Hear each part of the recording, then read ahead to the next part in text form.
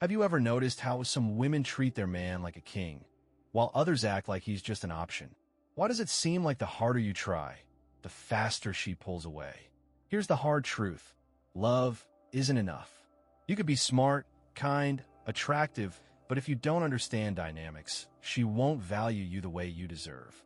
Today, I'm giving you 5 unfiltered psychology-backed principles that will make her value you deeply and fear losing you silently.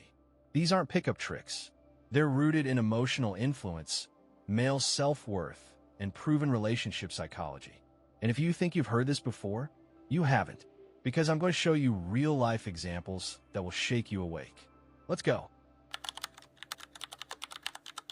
You made a small mistake.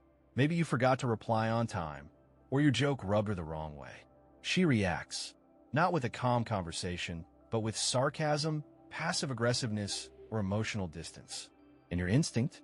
To fix it, to over-explain, to say sorry 10 times just to keep the peace. Stop, because what feels like reconciliation to you, to her it's leverage. If he breaks this easily over something small, I own the power here, and it starts a pattern. You teach her that the price of her disapproval is your surrender. Daniil had been dating Oksana for 8 months. He adored her. Flowers, constant compliments, daily texts. One night, at dinner with friends, he joked about her always being late. She got quiet, then cold. Next morning, she texted, "I don't think you respect me." He panicked and sent her a wall of text apologizing. But something shifted. She changed, he told me. More distant, less affectionate. It was like I became invisible overnight. He didn't understand that his panic taught her, my emotions control him. Never apologize just to keep the peace. Apologize if you did real harm, and do it once with calm confidence. But don't play her therapist or her emotional sponge. Let her sit in her feelings. Let her miss your energy. Say this next time she overreacts. "I see you're upset. I'm open to talking about it when we're both calm." Then go quiet. Watch how fast she recenters. Respect isn't built through surrender. It's built through restraint. Every healthy relationship has one thing in common: clearly communicated boundaries. But most men have none. They'll let things slide. They'll tolerate disrespect. They'll trade their standards for sex, affection, or peace. And in doing so, they become forgettable. A woman cannot love a man she doesn't respect, and she cannot respect a man who doesn't respect himself. Boundaries are not about control. They're not ultimatums. They're filters. I don't accept yelling. I don't explain myself twice. I don't chase. Those aren't rules for her. They're truths about you. Victor was dating a woman who constantly texted her male friend from high school. They had wine nights, private jokes. He told her he was uncomfortable. She replied, "That's your insecurity. He's just a friend."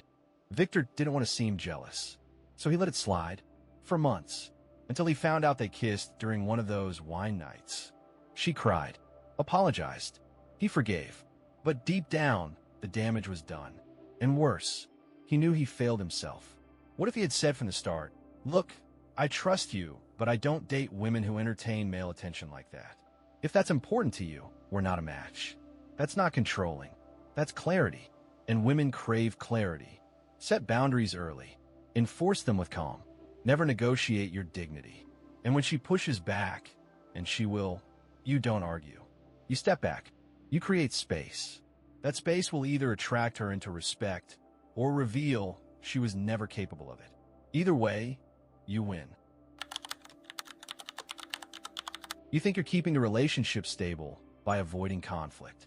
You think that by giving in, being understanding, and staying nice, she'll appreciate your patience. But here's what actually happens when you reward disrespect, mood swings, or emotional manipulation. You teach her that she can cross the line without consequences. It's just like raising a child. A kid throws a tantrum, and you hand them ice cream to calm them down. What do you think they'll do the next time they want something? Same thing in relationships. She lashes out, gives you the silent treatment, or flirts with someone in front of you. And instead of setting a boundary, you try harder to please her. That's not love. That's submission disguised as devotion. Here's a case that'll hit home. Anton, 31, was dating a girl named Alina. Beautiful, funny, magnetic, but also explosive. She had a habit of throwing fits over small things. Wrong toppings on her pizza, Anton forgetting to like her Instagram post, or him replying too dry on text. Each time she'd blow up, block him, or cry on the phone. And each time, Anton would go into overdrive. Apologies, flowers, late-night calls, trying to make it right. But guess what? Her behavior didn't get better. It got worse. One day, she made a scene in front of his parents, accused him of not standing up for her when his mother asked an innocent question about her job. Anton apologized again, but this time, he felt it in his gut. Something was off. He finally reached out to me, confused, exhausted, and the truth hit him like a truck. He wasn't loving her. He was enabling her. Here's the thing. When you reward bad behavior, you reinforce it. That doesn't mean you should yell, punish, or manipulate back. It means you must clearly show that certain behaviors don't get rewarded with your time, energy, or presence. If she disrespects you, don't chase. If she breaks promises, don't act like it's fine. If she plays games, don't play along. You teach people how to treat you by what you tolerate. Next time she acts out, try this. Go silent, not out of spite, but out of strength. Wait, let her realize her energy isn't working on you anymore. Let her wonder. And if she comes back with respect, you have something to rebuild on.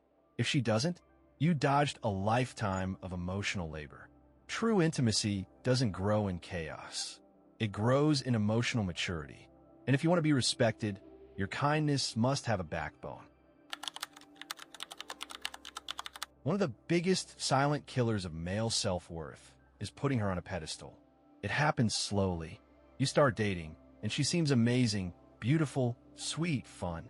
You're proud to have her by your side, and that's fine. But then something shifts. Suddenly, you're trying harder than her. You're always the one initiating plans. You cancel your workout if she's in a bad mood.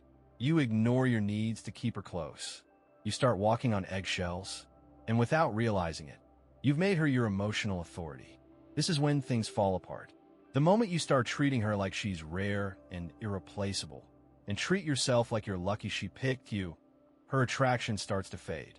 Because deep down, she knows one thing: the prize doesn't chase. Here's a case that plays this out. Mikhail, 29, had a girlfriend he adored. Anya. She was his dream woman, or so he thought. From day one, he went all in. Constant messages, surprises, compliments, weekend getaways. He'd even skip work when she had cramps. He listened to her rants for hours, agreed with everything she said, even when he disagreed. And at first, she loved it. But 6 months in, she got distant, started going out with friends more, texted slower, got snappier. Then one day she said, "I just don't feel the spark anymore." Mikhail was devastated. He cried, begged, asked what he did wrong. But the truth wasn't what he did. It was what he stopped being. He stopped being a man with a center. He became a satellite orbiting her moods. The most magnetic men never put anyone, no matter how beautiful, above their self-respect. They love with depth, but not with desperation. They can say, "I love being with you, but I'll never lose myself to keep you." When you carry yourself like you're the prize, you don't need to say it. She feels it. You focus on your path, your goals, your health, your mission. You give affection freely, but not at the cost of your identity. You show up with strength, not just softness. And you never, ever act like losing her would be the end of your worth. Because here's the truth. The moment she senses that you see her as the source of your value, she starts treating you like a fan. Start seeing yourself as the asset. You're not trying to win her. You are the win. Here's something most men never realize. Not every emotional outburst is about hurt. Not every argument is about solving a problem. Sometimes, without even knowing it, she's not trying to get closer to you. She's testing who holds the frame. When a woman raises her voice, starts drama out of nowhere, asks loaded questions like, "Do you even love me?" or "Why don't you post me more?" It's not always about answers. It's about tension, power, positioning. And if you can't see the difference between connection and control, you'll always be reactive. You'll either try to fix something that wasn't broken or submit to emotional pressure that was never about love. Here's how it looks in real life. Artem, 32, was in a relationship that looked perfect from the outside. Beautiful girlfriend, fancy dinners, cute vacations. But behind closed doors, it was constant tension. She would nitpick the smallest things, the way he breathed, how he chewed, who he followed on social media. She cried a lot, slammed doors, said things like, "You just don't get me." Artem, being a caring guy, kept trying to understand her better. He went to therapy, read books, journaled daily. He thought, if I could be more empathetic, she'll stop acting this way. She didn't. In fact, it escalated. Eventually, he realized she wasn't asking for more intimacy. She was craving dominance. She wanted control over his emotional landscape. And the more he gave, the more she took. Here's what changed it all. One night, she exploded over something small. He looked her in the eyes and said, calmly, "I'm not doing this tonight. I care about you. But if we keep arguing about things that don't matter, we're both going to lose something good." Then he walked out, didn't slam the door, didn't rage, just left. She didn't speak to him for 2 days. Then she texted, "Can we talk?" And for the first time, the dynamic shifted. She realized he wouldn't bend to emotional chaos, that he wasn't going to prove his love by breaking his peace. And suddenly, she respected him again. You have to remember, not all emotional behavior is a cry for connection. Sometimes it's a subconscious attempt to establish control. And your job is not to fight it, not to give in, but to stand still. When you stay grounded in those storms, she either finds her way back to respect or she drifts away. And if she drifts, let her go. Because the man who can't be manipulated is the man she'll miss the most. Let's be real. If you want a woman to truly value you and fear losing you, it's not about playing games or being a jerk. It's about standing in your own power, quietly, consistently, without begging for love or overgiving in hopes of being chosen. Because the men women remember are the ones they couldn't control, the ones who held their standard even when it was hard, the ones who walked away when respect left the room. Now I want to hear from you. What's one rule you live by in relationships? Or what would you personally add to this list? Drop it in the comments. I read every single one. I want to take on this. And if this made you think differently, even just a little, hit that subscribe button. Because the next videos, they'll go even deeper. See you soon.